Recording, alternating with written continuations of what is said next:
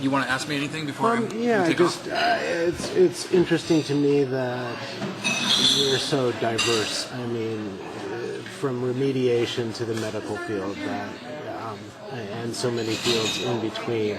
It's just interesting to know that and to hear that. So. Well, a major epiphany in my life is that habitats have an immune system just like people, and all organisms do, and we're all laced together in this network. And the mycelium is the foundation of the food web, and they're the grand molecular disassemblers of nature, and they break down plant and animal tissue, and they create soil. And that pathway that decomposition process spins out and feeds all sorts of other organisms and life cycles. And so this consequence of the mycelium is the interface organism between life and death. And so as the mycelium enters into a habitat and does its job, it feeds nutrients to all sorts of other life cycles. And what fungi really are exceptionally good at is knocking down toxic barriers to enable other life forms to grow.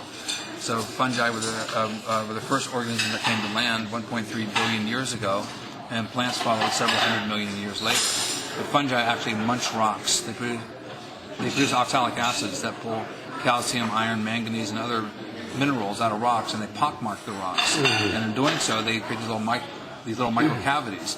And then fungi and algae combine together, form lichens, and then the lichen communities also begin to munch the rocks. And so fungi come first on the land, and then in the afterwave of mycelium marches all these other increasingly biologically complex communities thereafter. So this is the cool thing about fungi, is that they can navigate into ecosystems.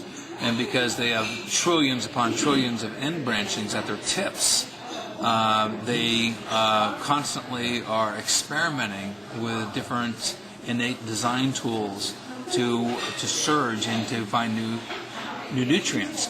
Well, let's say 99.9999% of those new tips that are forming fail.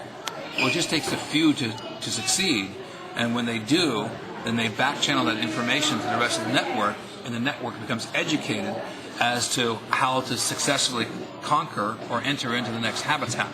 And so this is what makes them so resilient, is that these are vast membranes that are extremely sentient and that have so many different receptor sites, and they can do all these little microscopic experiments.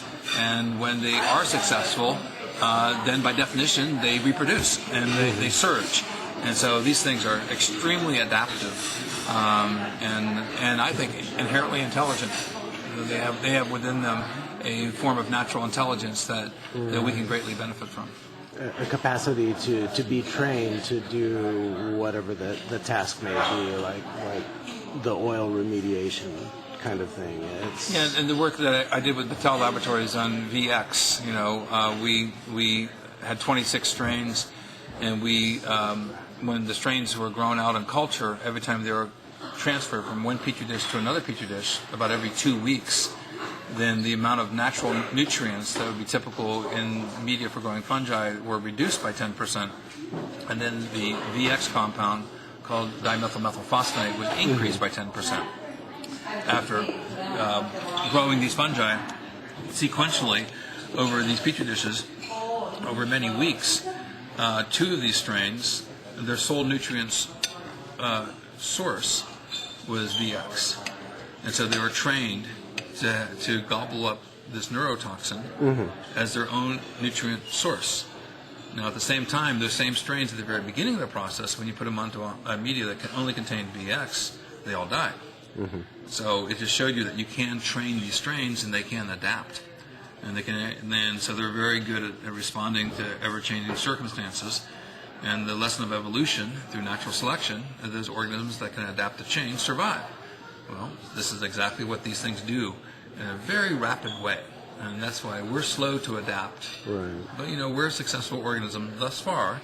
We might be actually committing ecological suicide by dismantling the very ecosystem that supports us. That's a different matter. Right. But, we're an evolutionary success up to this point in time. But we might be the cause of our very own extinction just because we're blind to the lessons of nature. Right. Fungi ultimately will survive. Whether we survive or not is another question. Exactly. No. We should go. We've got a